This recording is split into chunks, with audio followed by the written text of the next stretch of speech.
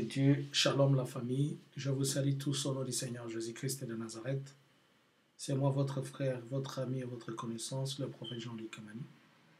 Pour ceux-là qui ne me connaissent pas, pour ceux-là c'est la première fois de pouvoir m'écouter, je me présente, mon nom est Jean-Luc Kamani, je suis un chrétien, je suis serviteur de Dieu et par la grâce de Dieu, je suis devant vous à ce net moment pour parler et partager avec vous la volonté de Dieu et le message que l'Éternel désormais m'envoie à remettre à son peuple.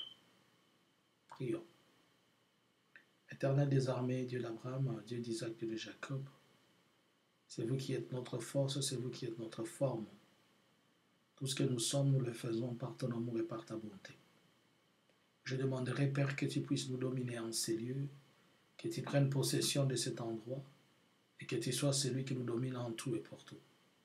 Laisse que la gloire, la grâce, la puissance et la bonté soient avec vous et que tout celui qui va écouter ce message, qu'il la reçoive avec action de grâce et que cela aille et que cela arrive aux oreilles des culs de droit. À vous la gloire, à vous l'honneur au nom de Jésus. Amen. J'ai 3 messages à partager. Un, c'est la fin de l'état des sièges. Deuxième message, ça sera une question à laquelle moi aussi je pense que nous devons tous répondre. Et la troisième qui sera suivie de l'échec d'un projet. L'échec d'un projet. Et la troisième, c'est la recommandation ou la demande de l'Éternel vis-à-vis de son peuple et la manière dont l'Éternel veut que nous puissions prier. Shalom à toi, reste branché et suis ce message.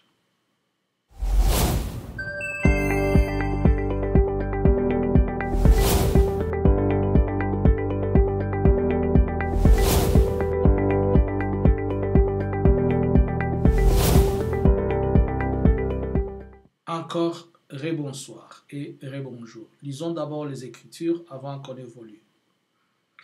Je suis dans les livres des Actes des Apôtres, chapitre 20, le verset 27. Je lis au nom du Seigneur Jésus. Car je vous annonce tout le conseil de Dieu sans en rien cacher. Car je vous annonce tout le conseil de Dieu sans en rien vous cacher. 2. Je lis Ésaïe chapitre 46, le verset 10. J'annonce dès le commencement ce qui doit arriver, et longtemps d'avance ce qui n'est pas encore accompli. J'ai dit, mes arrêts subsisteront et j'exécuterai toute ma volonté. Amen. J'annonce dès le commencement ce qui doit arriver, et longtemps d'avance ce qui n'est pas encore accompli. J'ai dit, mes arrêts subsisteront et j'exécuterai toute ma volonté. Ainsi dit le Seigneur. Amen. Le prophète Ésaïe, dans sa bonté excisée, il est en train de nous parler ou de nous faire comprendre ce que Dieu est en train d'annoncer. La Bible dit que Dieu annonce dès le commencement si longtemps des choses qui doivent arriver et des choses que l'on ne connaît pas, mais l'Éternel dit que ces choses qu'il annonce, ce sont des choses qui vont certainement s'accomplir. Et dans les livres des Actes des Apôtres, on nous dit que tous les conseils de Dieu, c'est-à-dire tous les arrêts, les décisions, le programme que l'Éternel dit, il les annonce ouvertement. J'ai dit au début que je vais parler de la fin de l'état des sièges. Encore une seconde fois, vous rappelant que l'état des sièges, c'est la période où on fait décider, qui s'est décidé, le président de la République démocratique du Congo, son Excellence le président Félix-Antoine Tshisekedi Tshilombo, il s'est décidé que l'on établisse une période qui est une période dirigé par le militaire dans les deux provinces du Nord Kivu et celui de Ituri. Et notamment, ça fait au moins 6 mois. Mais quand cette histoire avait voulu commencer, quand ça avait commencé, je vous avais dit que l'Éternel m'avait dit que ça sera un échec. Et vous ne m'en doutez pas, j'ai suivi même hier, aujourd'hui nous sommes le 18, j'ai suivi hier que le député provincial du Nord et de l'Ituri, au moins 48, ont refusé de siéger pour la prolongation de l'état de siège. C'est-à-dire, si cela réussissait, ils n'allaient pas refuser. Mais on est presque à la sixième ou la 7e prolongation. Mais de la même manière que l'état de siège avait commencé avec un échec, et de la même manière qu'elle se termine avec un échec, elle va aussi finir avec un échec. Je vous parle comme un prophète. Mais je vois le président de la République être conseillé de nommer une personne comme gouverneur, le gouverneur du Nord Kivu. Et c'est pourquoi je vous dis que cela annonce la fin de l'état de siège. Puisque si on doit remettre en place des gouverneurs civils, cela veut dire qu'on va soit mettre un peu, on va essayer un peu de coincer d'une autre façon, mais on va remettre bientôt les choses entre les mains des civils. Mais voilà celui que je vis. Je vis, on a nommé quelqu'un comme gouverneur. Et la personne qui a été nommée par le président comme gouverneur, normalement, on ne nomme pas, on vote dans la constitution de chez nous, on vote le gouverneur au niveau provincial par le Parlement, selon la constitution de chez nous. Mais la spécificité de ces derniers, elle est due à quelque chose.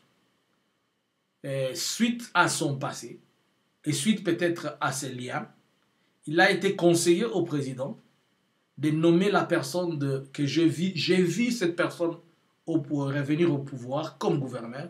J'ai posé la question à l'esprit. Pourquoi? Et on m'a dit, voilà pourquoi ils se sont décidés. On a donné au président des conseils lui disant qu'à l'époque de cet homme-là, il était un homme de paix, il était un homme de la réconciliation et tout cela. Mais je me rappelle d'un message prophétique que j'avais dit avant. J'avais dit que je vois la province du Nord Kivu passer de sortir des mains de Nande vers les mains de Banyaruchu. Si les gens peuvent se rappeler. Les Banyaruchu, ce sont les habitants de Rucho. On appelle communément Banyaruchu. Comme Banyabusha et consorts. Alors, et la personne que j'ai vue, c'est celle-ci. Je vais vous dire comment elle s'appelle. Elle s'appelle Eugène Serufuli Ngayabaseka. Voilà la personne que je vis. C'est cette photo que je vis. Je vis cette image ici. Regardez bien cette image. C'est la personne qui a été demandée de devenir gouverneur du Nord Kivu. Mais, je me pose la question, par rapport à la réalité qu'il y a pour le moment, et la constitution de chez nous qui demande à ce que les gouverneurs soient plutôt votés au niveau du Parlement provincial. Est-ce que comme on vient de l'état de siège, est-ce qu'il n'y aura pas, je pense certainement, que le président va mettre, ou bien il y a une constitution, ou bien un couloir de la constitution qui va donner au président l'autorisation, puisque de la même manière que l'état de siège avait commencé par l'annonce du président, c'est-à-dire quand il va aussi prendre fin, ça sera soit son ministre de communication qui va le dire à tout le monde, ou soit lui-même le président, il va faire un discours. Et pour cela, on l'a conseillé de nommer cet homme. Je pense que dans la Constitution, il y a une couloir qu'on va lui donner, qui lui sera autorisé de nommer Eugène Serufuli, ou bien par un autre mécanisme qui sera fait, mais est-il que Eugène Serufuli va revenir au pouvoir comme étant gouverneur. Alors, qui est Eugène Serufuli Ngayabaseka? Eugène Serufuli Ngayabaseka, c'est un fils du terroir. Il est né en 1962. Il a travaillé. D'abord, c'est un médecin. Il est connu de la province, puisque c'était un médecin, d'abord un médecin connu dans la province. Il travaillait dans une clinique privée à lui. Mais au moins à l'époque du RCD, il a été gouverneur du Nord Kivu depuis 2000 jusqu'à 2007. Et après, lorsqu'il est parti à Kinshasa, il a été nommé comme ministre de développement en 2014. Et après 2014, il s'est retrouvé dans d'autres activités et d'autres obligations du gouvernement. Cela veut dire que c'est quelqu'un qui est bien connu.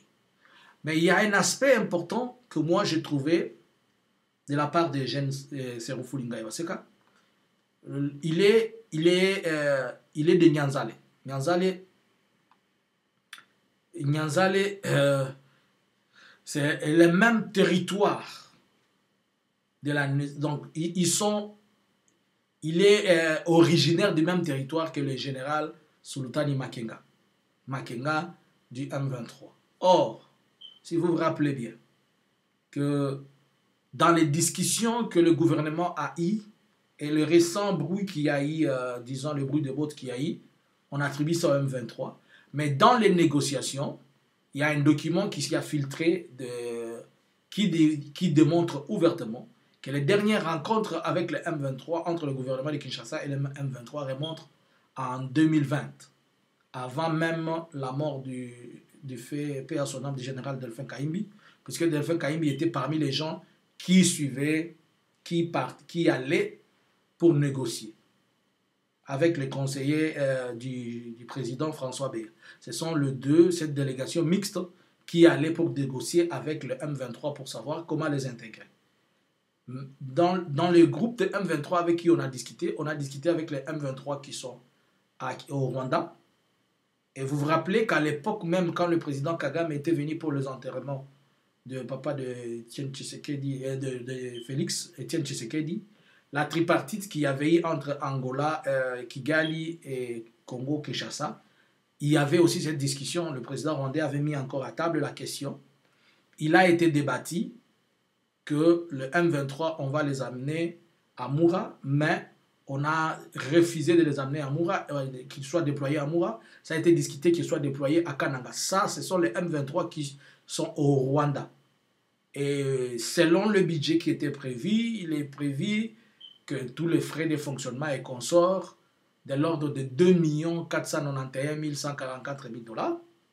Mais ils n'ont jamais eu de discussion avec les M23 qui sont en Ouganda, qui sont communément conduits par le général Sultan Makenga et Bertrand Bisimwa. Puisque c'est de M23 de Rwanda, et ils ont eu des négociations avec le bishop Jean-Marie Roniga, et ils en ont conclu, mais jusque-là aussi ne sont pas déployés. Mais c'est de l'Ouganda non plus, on n'a jamais discuté avec eux. Mais c'est de là que le général Makenga, Sultani Makenga, est fils du même territoire que le monsieur que je vous montre, Eugène Serofou Lingaye Baseka.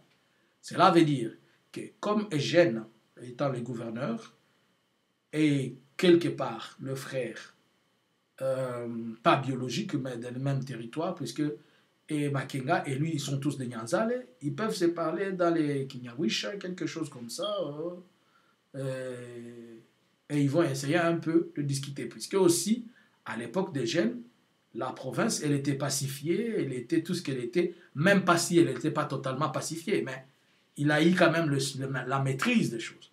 Alors pour moi, je pense qu'il est aussi mis là par rapport à cette mission, pour permettre à ce que s'ils reviennent, il aura quand même la facilité d'aller vers ces gens-là et de pouvoir rassembler tout le regroupement et discuter avec eux. Parce qu'il était aussi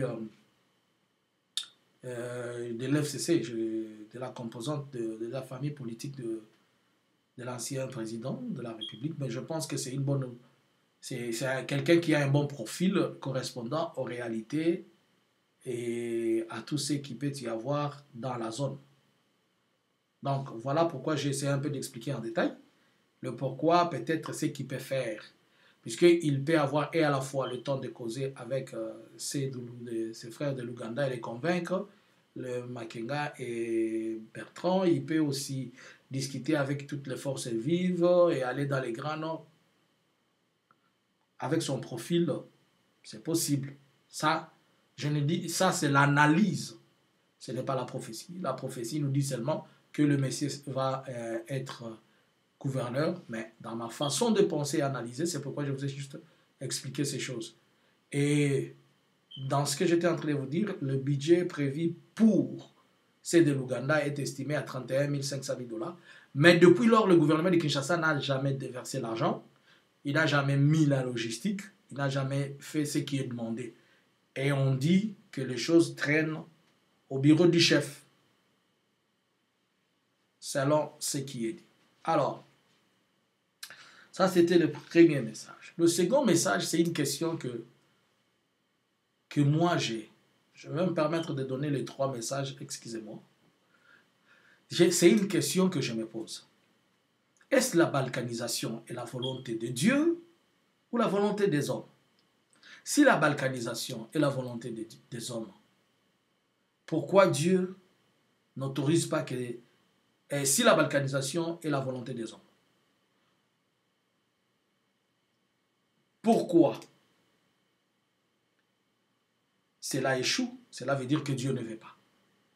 Et si la balkanisation, c'est la volonté de Dieu, pourquoi à chaque fois qu'il y a un moindre geste, Dieu se révèle, pas pour nous dire, mais pour nous dire, pas pour nous informer que ça va arriver, mais pour nous dire, voilà ce qu'ils sont en train de prévoir et planifier, faites attention. Pourquoi? Est-ce la balkanisation, c'est la volonté des hommes ou la volonté de Dieu? Bien que je sais que c'est un discours qui va dire, et les gens auront toujours besoin de découper, mais est-ce la volonté de Dieu ou bien la volonté des hommes?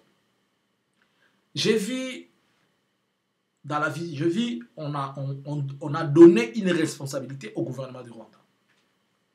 Cette responsabilité, c'était comme pour faire un test de santé, un test médical dans toute la partie de l'Est de la République. Mais le gouvernement rwandais a dit non, les Congolais ne vont pas accepter ça. Ils étaient en train de discuter avec les décideurs. Mais quand je parle du gouvernement rwandais, c'est-à-dire les premières personnes dans le gouvernement rwandais, le président, il a dit non, les Congolais ne vont pas accepter ça. Que nous, le Rwandais, qu'on fasse un test partout chez eux. Je me pose la question quelque part. Est-ce que ces postes de santé construits par le Rwanda bientôt au Congo, ça n'a pas cet objectif-là? Pardon, puisqu'il est prévu la construction de ces villages-là. Dans ces villages modernes, il y aura aussi des postes de santé, il y aura tout ce qu'il faut pour que les gens vivent dans un petit village. Je ne sais pas, ça c'est une question que je me pose. Mais dans la vision, on me montre aussi, on me dit que même la construction de l'usine au Rwanda, de vaccination, des vaccins, qui va produire le vaccin par rapport au Covid et le reste, a comme objet de relier ces projets de tests sur la population congolaise. Mais ces tests n'étaient pas un test bien. Ce n'était pas quelque chose. Je ne sais pas il s'agissait de quelle maladie, mais est-il que la réalité sanitaire actuelle, le Covid, va être un prétexte pour faire quelque chose? Dans la vision, on me dit, regarde, le Covid est un prétexte pour arriver à un fin dans votre pays. Mais comme on va prétexter par ça, on demande maintenant au Rwanda de faire ce travail-là. Et le Rwanda s'est dit non, les Congolais ne vont pas accepter. Alors le Rwanda va proposer quelque chose. Il dit comme les Congolais ne vont pas accepter, nous allons remettre les projets entre les mains d'un médecin, Munyamulenge. Et ce médecin Munyamulenge, il n'avait pas totalement la morphologie de Munyamulenge. Il était un peu géant, noir de teint, pas trop mince, il avait une taille moyenne là. C'était une personne avancée en âge. Mais on dit, on va lui donner la responsabilité, que ça soit comme quelque chose qui est fait par les Banyamulenge, mais initié par le Rwandais, mais seulement que le Rwandais ne passe pas devant, que ce soit les Banyamulenge qui passent. Et malgré ça, je vous dis la vérité, ça a connu des problèmes encore. Et c'est là que l'Éternel va me dire. Tu sais pourquoi ils veulent faire ça? Je dis, je ne sais pas. Il dit, ils veulent mettre en place quelque chose qui va obliger les populations autochtones à fuir leur village. Et pendant que les gens seront en train de fuir le village, lorsqu'il laisse des terres, des gens que vous ne connaissez pas vont venir occuper les terres de chez vous. Il fouille et les gens viennent occuper. Je dis, ah bon? Et qu'est-ce qu'il faut faire? Il me dit, va dire à ton peuple ce que je te dis. Va dire au peuple congolais. C'est de l'Est, du Nord, du Sud, Kivu et de partout. Quels que soient les problèmes, bien que c'est dire, bien que c'est compliqué, ne fouillez pas vos territoires. Ijapokuwa ngufu, ijapokuwa yote. Musikimbie udongo yenu. Musiache kwenu. Sa munakimbia munacha udongo. Watu wengine batakuya banaikala hako. Na sa banaikala muta yo ni banani na muta batoshaka.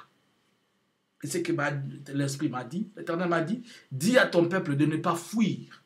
Puisque quand ils vont fuir leur territoire, dans les villages, dans leurs collines, en fouillant, on va les faire remplacer par d'autres peuples. Et ces peuples qui arrivent là-bas vont s'autoproclamer être autochtones et vous n'allez pas le faire sortir. C'est ça l'objectif de ce qu'ils veulent faire. Je dis, ah bon? Il me dit, oui. Et je lui dis, maintenant, qu'est-ce qu'il faut faire par rapport à ça? Il me dit, va dire à vos politiciens qu'ils doivent apprendre de collaborer avec mes prophètes. Qu'ils doivent suivre. Je ne vais pas citer les noms de prophètes que l'Éternel m'a dit, mais vous les hommes de Dieu qui est, si vous pouvez être sages, comprenez, si cela est possible. Il dit qu'ils vous écoutent, que vous allez chaque fois leur dire ce que moi je veux, afin qu'ils conduisent les choses selon ce que moi je veux. Je dis ok. Et après, ils vont me dire ceci.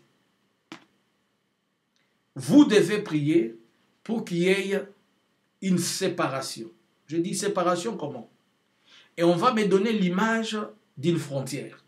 On me dit, tu vois, quand vous êtes à la frontière, il y a une bande qui sépare des frontières, qui est considérée comme un territoire neutre. Je dis oui. Alors on me dit, c'est là où l'esprit des prophètes doivent se mettre. Et c'est une recommandation qui m'a été donnée. Et on me dit que vous devez prier. Vous devez prier en séparant les deux terres. C'est-à-dire la terre rwandaise et la terre congolaise. Je dis pourquoi? Il me dit pour que les idées d'ici, ou bien la volonté de ceux qui sont ici, ne viennent pas affecter ceux qui sont ici. Il me dit pour que cette vision et ces pensées et ces raisonnements du Rwanda ne viennent pas entrer dans votre terre, mais vous devez rester deux peuples qui sont côte à côte, qui ne se haïssent pas, mais qui n'ont pas un seul territoire. Puisque ce qu'ils veulent, ils veulent que cette bande sorte et que vous restez collés. Mais vous devez prier pour que cette bande reste. Donc l'Éternel, dans sa souveraineté, veut que chaque peuple reste là où il est, mais qu'il respecte juste les limites de l'autre.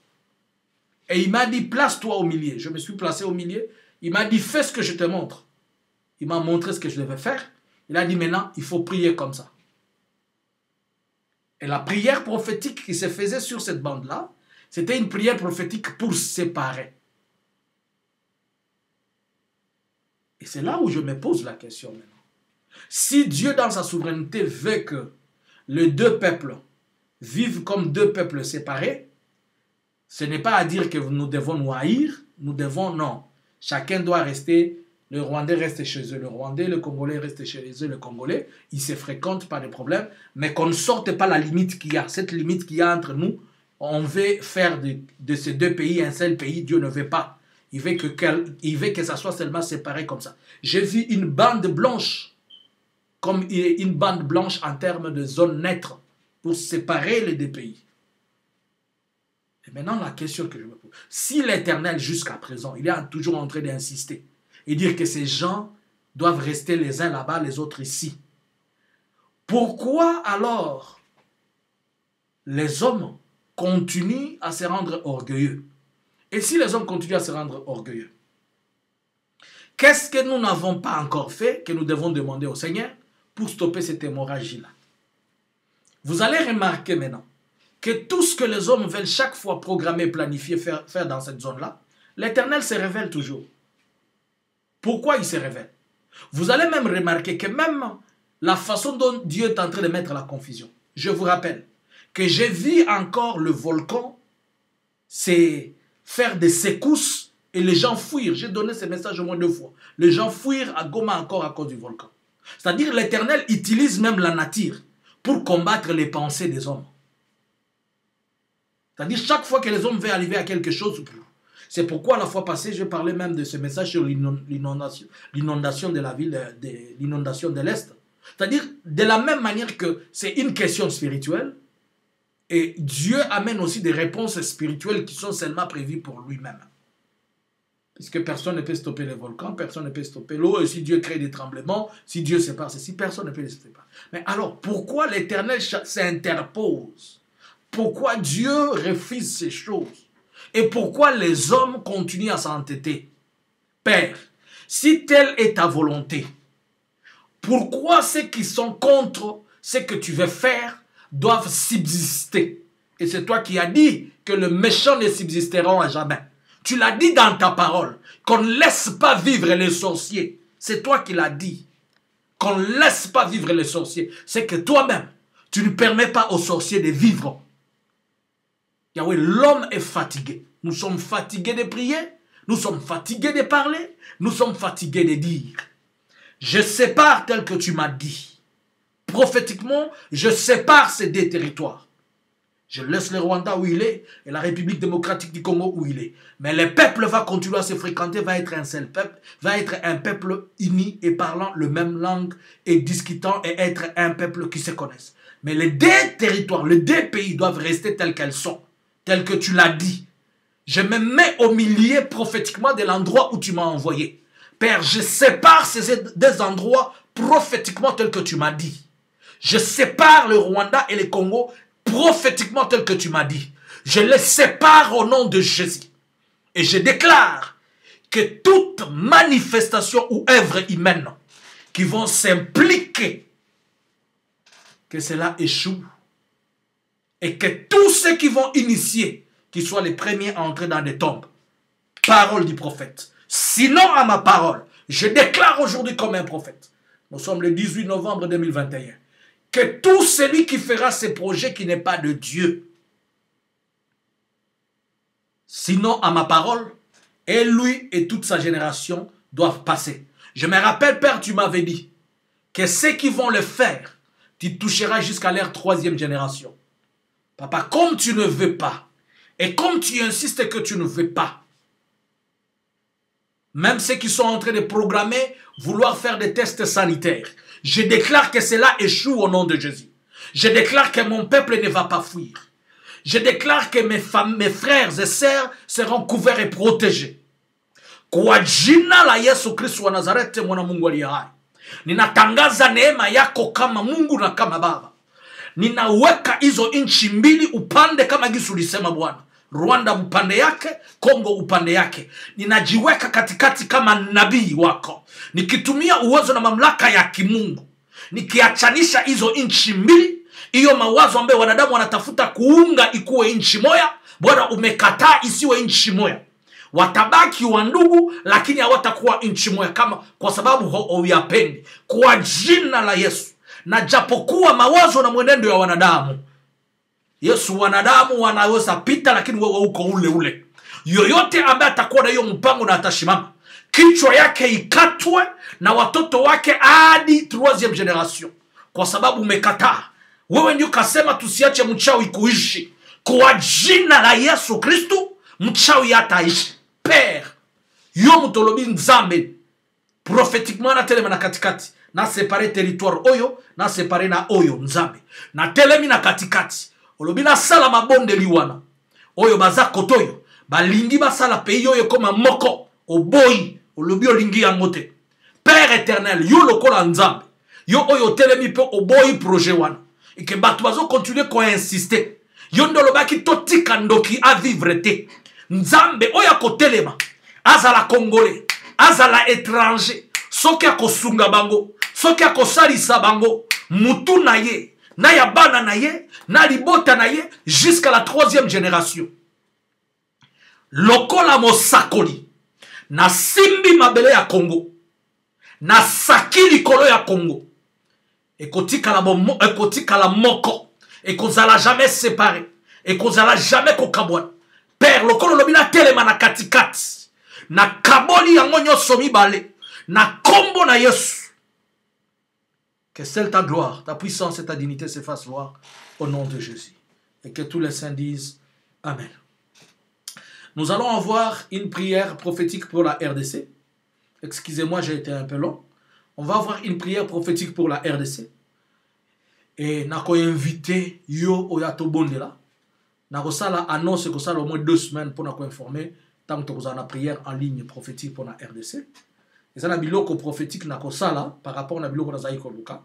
Nous avons basungi, nous avons un point de contact où nous avons un ça.